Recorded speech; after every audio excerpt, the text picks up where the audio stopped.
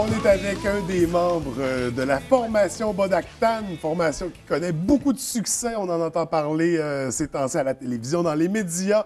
Ils nous présentent leur nouvel album. Il s'agit de Rob Langlois qui est avec nous ce matin. Comment ça va? Ça va super bien. Hey, bienvenue à TVDL. C'est toujours un passage apprécié. C'est toujours apprécié pour moi aussi.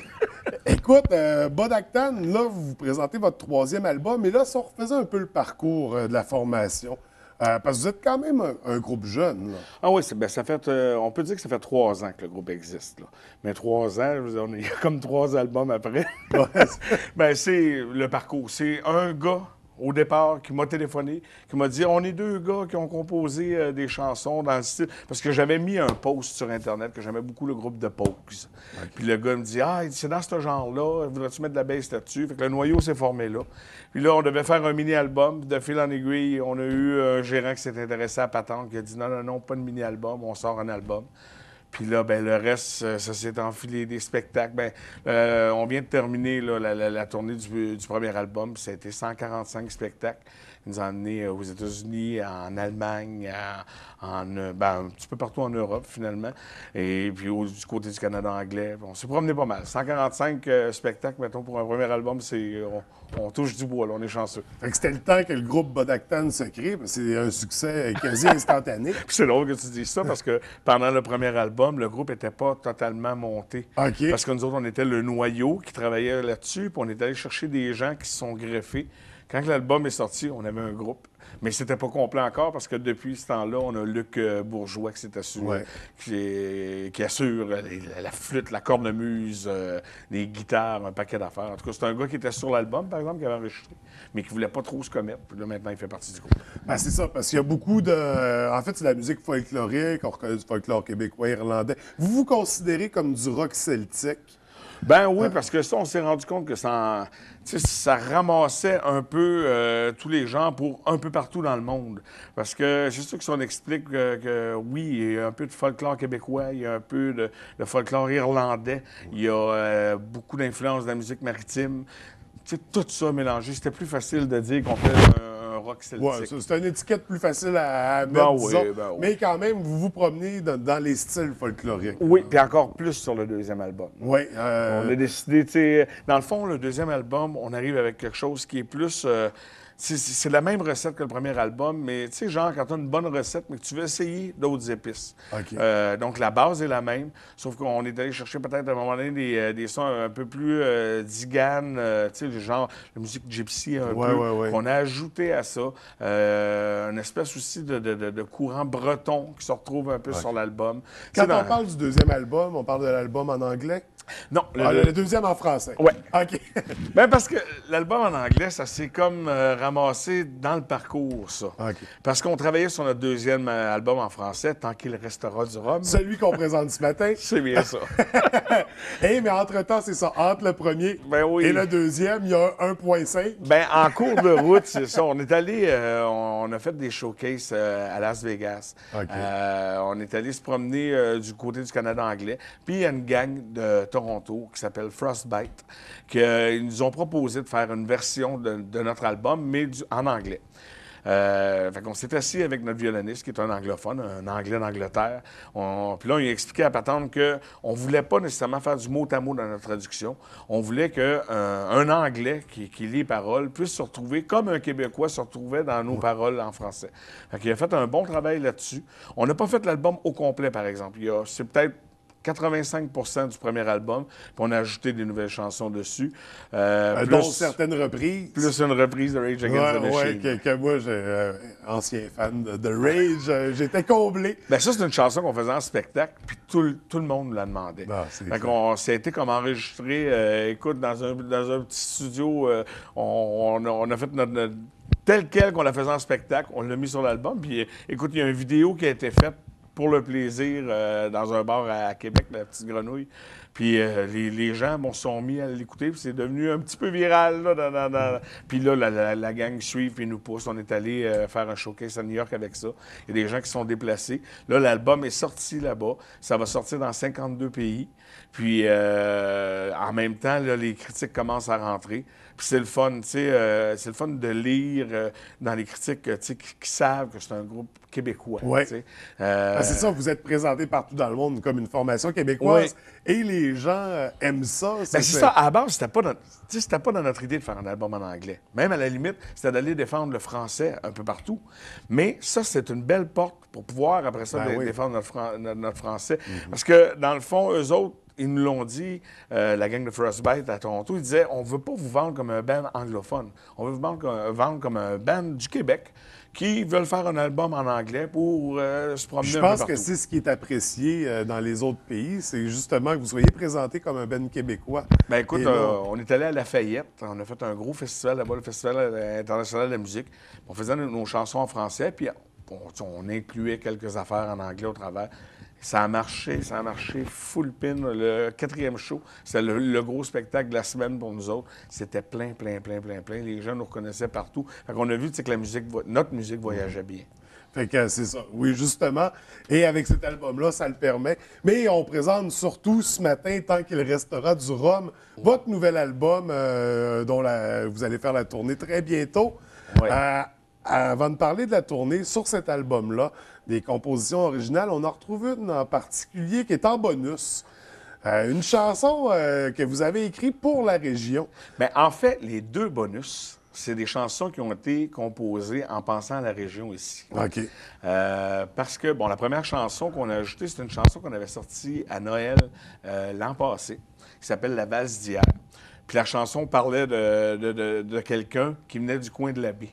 C'était ça. On avait en idée un anglophone qui s'était ramassé ici dans le coin. Puis là, on regarde la chanson, ça a bien fonctionné. Les gens voulaient l'avoir sur disque, on l'a ajouté.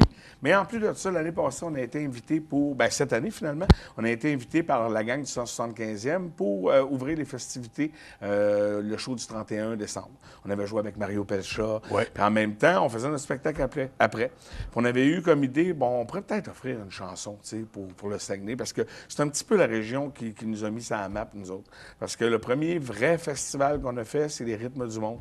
Après ça, on était venu ici au Grandes Veillées. Ouais. Ça avait été 2 moments bien importants pour nous autres. Puis j'ajouterais même que certains membres de la formation sont originaires de la région, dont un certain Robert Langlois. Ben, pas originaire, mais tu sais, Okay. j'ai été comme 25 ans ici. OK, ouais, c'est ça. Fait que c'était d'adoption assez fort. Là. Ouais, le lien est là. Puis là, c'est ça. Moi, écoute, fier de la région. Puis tout. Fait que là, on s'était dit, on va composer quelque chose. On l'a fait le soir du 31 décembre. Les gens avaient apprécié. Après ça, on ne savait pas si on était pour l'enregistrer, mais on l'a refait en spectacle à quelques reprises, dont sur les plaines d'Abraham le 23 juin cette année. Puis on a demandé aux gens s'il y avait des gens du Saguenay-Lac-Saint-Jean, puis évidemment, il y en avait Aux partout. plaines d'Abraham, c'est T'as ça. beau être n'importe où. En Californie, tu vas en trouver des bleuets. Puis là, on l'a fait, mais les gens avaient vraiment apprécié. Donc là, on s'est dit, OK, on l'enregistre, puis on l'a ajouté en bonus sur l'album, parce que ça ne cadrait pas nécessairement dans le trip de l'album, mais en même temps, on ne voulait pas la passer sous silence. Ouais. Donc, on l'a mis dans les bonus. Puis fait que les 2 bonus, c'est un gros clin d'œil au Saguenay-Lac-Saint-Jean. Mais elle n'a vraiment pas passé sous silence parce que le comité du 175e sont tombés amoureux de la chanson et vous ont demandé de l'officialiser pour la fête. En fait, si vous pouvez utiliser la chanson. Écoute, il y a eu des belles surprises. Il y a ça, oui, qu'on a lu dans les journaux. Fait que ça devient un peu, c'est ça, la chanson officielle du 175e. Là. Bien, ce qui a aidé aussi, il y a iTunes qui est sorti de nulle part. Nous ont dit, écoute, on a trippé sur cette chanson-là, puis on voudrait l'offrir comme chanson de la semaine. Puis là, ils l'ont fait pour une semaine, de façon tout à fait gratuite. Fait que donc, pour une semaine, les gens qui allaient sur iTunes avaient la région du Saguenay-Lac-Saint-Jean en plein visage. C'est... Fait que, tu sais, écoute, tout ça ensemble, ben c'est le fun. On est vraiment fiers. Ouais. Tu sais, en même temps, nous autres, c'est constant. On remercie les gens constamment parce que si ces gens-là n'étaient pas là, s'ils ne se déplaçaient pas pour venir voir les spectacles, s'ils ne se déplaçaient pas pour acheter les albums, ben ça ne marcherait pas, Bonactane. Parce qu'on n'a pas encore le gros support des radios, mais les salles sont pleines. Ben oui. Donc, il y a un travail qui se fait. Il y a des gens qui sont derrière nous. Dans l'album, il y a une liste de quasiment 400 noms de gens qui ont décidé d'acheter l'album en pré-vente avant même d'avoir entendu une chanson. Donc ça, tu sais, nous autres, ça fait chaud au cœur. Vous avez conquis les spectateurs, je pense, Ben, écoute, dès le premier album. Là, puis ils nous ont conquis aussi. Écoute, Ouais. notre dernière visite qu'on est venu ici à la baie, c'était complètement fou. On est venu vous jouer en novembre dernier, je ouais, crois. au Lauriane. Ouais. Écoute, on était dans la loge, puis on disait, ben voyons donc, le monde commençait déjà à crier en bas, puis il avait l'air plus près que nous autres encore. Mais écoute, c'est une belle... on vit des belles relations d'amour avec les régions. Puis, tu sais, on ne l'oublie pas. Tu sais, comme là-dessus, on a des clins d'œil aussi pour la région de Havre-Saint-Pierre. Tu sais, on a déjà fait des choses en clin d'œil avec les îles de Madeleine. C'est des places qui nous reçoivent à bras ouverts. Tu sais. C'est vraiment une relation d'amour donnant-donnant, réciproque. Là, ben, il faut que ce soit comme ça. Je veux dire, l'espèce de trip là, des groupes qui se prennent pour des vedettes en partant, ça marche plus, ça. Vous créez un lien avec le public. Ben, puis, tu as dû voir un peu sur notre page Facebook. Ben, souvent, ou en spectacle, on le voit, puis l'énergie qu'il y a, puis c'est le la fun, foule, c'est le fun. c'est incroyable. D'ailleurs, on peut le plugger à notre page bodh.ca. Continuez d'écrire puis d'envoyer des affaires là-dessus. Nous autres, c'est le fun. C'est ça le lien qu'on a avec les gens. C'est ça, parce que vous êtes très actifs sur Internet, par Facebook, par le site Internet. On essaie. Tu sais, les gens, ils achètent l'album, sont fiers de nous montrer une photo qu'ils ont acheté l'album. On regarde les commentaires. Il y a des gens qui ont des chansons qui les touchent plus que d'autres. On a une chanson là-dessus, c'est Salut les disparus. Bien, on voulait faire de quoi sur les gens qui partent, mais pas de quoi de négatif. Ouais. Plutôt un bel hommage, un beau clin d'œil. Puis ça c'est venu rejoindre plein de gens. Tu es content en tabarnouche quand tu vois que le courant passe. Tu sais, ta chanson, tu l'as faite. Puis que ça a touché comme c'était l'objectif. Ben oui. Puis on est super content. Écoute, comme encore une fois, sans support radio, on était numéro 11 des ventes au Québec. Tu sais, c'est comme tabarnouche, OK? On ne s'ajoute pas nulle part. Quand la radio va oser prendre un peu plus de risques, vous allez, ça va tomber numéro 1, j'en doute pas. Ça serait le fun. Parce qu'avec, c'est ça, cet outil de diffusion-là en plus, ça rajoute beaucoup. Donc, 2 albums en 2013, celui en anglais que je nommerai pas, étant qu'il restera du rock. On peut toujours se procurer le premier album. Et là, vous êtes en spectacle en fin de semaine, le 14 décembre, c'est bien ça? 14 décembre, à la Petite Grenouille de Jonquière, la place de party. Écoute, là, c'est le deuxième album en français, là, c'est ces chansons-là. Ben, dans le fond, c'est pas tout à fait juste ça. C'est que, tu sais, tout le monde font des espèces de lancements formatés, que tu fais 4-5 chansons, puis bonsoir la visite. Nous autres, on voulait faire un spectacle, on voulait faire des parties. On a fait l'Impérial à Québec, c'était plein, c'était super le fun. On a fait le Club Soda vendredi passé à Montréal, encore plein. On était à la Sept-Îles, plus aucun billet à Sept-Îles. On s'est promené New Richmond, puis là, le dernier est à Jonquière, fait que ça devrait être quelque chose, là, quelque chose d'assez festif. Est-ce qu'il y a des saveurs du temps des fêtes au travers de tout ça, ou c'est Bonactane pur à 100%? Bien, là, ce qu'on fait, c'est un genre de spectacle comme on fait tout le temps, mais à travers ça, on a une dizaine de nouvelles chansons. Puis oui, on va faire la chanson du 175e. Oui, on va faire la chanson de la Valse d'hier. Puis ça, on se paye un public. Vous allez vous gâter aussi parallèlement. Ben oui. Il faut que ça soit, faut que ça vienne des deux bords. Et d'ailleurs, parlant du spectacle, on organise un petit concours avec ça. Oui. Tous ceux qui vont partager, parce qu'on va mettre l'entrevue sur Internet, sur Facebook, tous ceux qui repartageront l'entrevue sur Facebook avant vendredi, le 13 décembre. En fait, on va faire un tirage de tous ceux qui ont partagé pour une paire de billets pour aller voir le spectacle. 2 paires. 2 tirages. Vous êtes gâtés. Vous êtes gâtés ce matin. 2 paires de billets à faire tirer, donc on a jusqu'au 13. Oui. On va faire le tirage dans les environs de 13 heures. Puis pour ceux qui veulent se procurer des billets, ils peuvent s'informer à la Petite Grenouille directement. Ils peuvent écrire sur la page Facebook, ils peuvent se rendre. Ou sinon, ils peuvent en acheter sur la boutique de Bonactane, sur le bodactane.com. Et faites vite parce que ça risque de partir comme des petits pains chauds. Et pour terminer, donc, c'est ça, tournée qui va se terminer, le spectacle le 14 décembre. Suite à ça, vous avez sorti 2 albums en 2013, 3e album en moins de 3 ans. est-ce que vous soufflez un peu puis vous profitez de cet album-là? Ou déjà 2014, il faut s'attendre à un nouvel album? Non, non. Là, c'est sûr que dans le fond, là, on vient de terminer la tournée pour le premier album. Donc, on va se mettre sur la prochaine tournée. Puis on veut, tu sais... Avec l'album en anglais, ça va être de la grosse tournée partout dans le monde. Ben là, c'est ça. Il va y avoir de la promo. Il faut aller du côté du Canada anglais. Il faut aller du côté des États-Unis. On vise les collèges américains, les gens qui s'occupent de nous autres. C'est ça, le but. Puis on a déjà eu des confirmations de plusieurs stations de radio qui embarquent l'album. Puis c'est le fun, tu sais, je veux dire, on recevait, tu sais, ils vont faire des comparaisons tout le temps. Ouais. Fait que là, ils nous mettaient entre Flogging Molly puis Dropkick Murphys.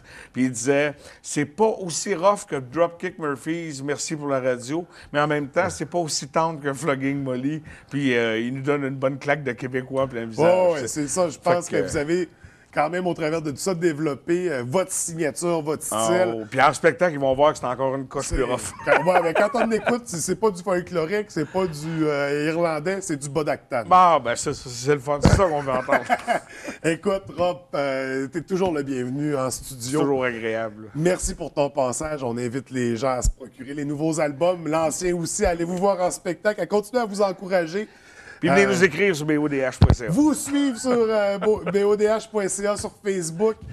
Merci beaucoup. Je vous souhaite un bon spectacle en fin de semaine. Un gros merci. Au plaisir de te rencontrer à nouveau. Par un beau matin de 1838,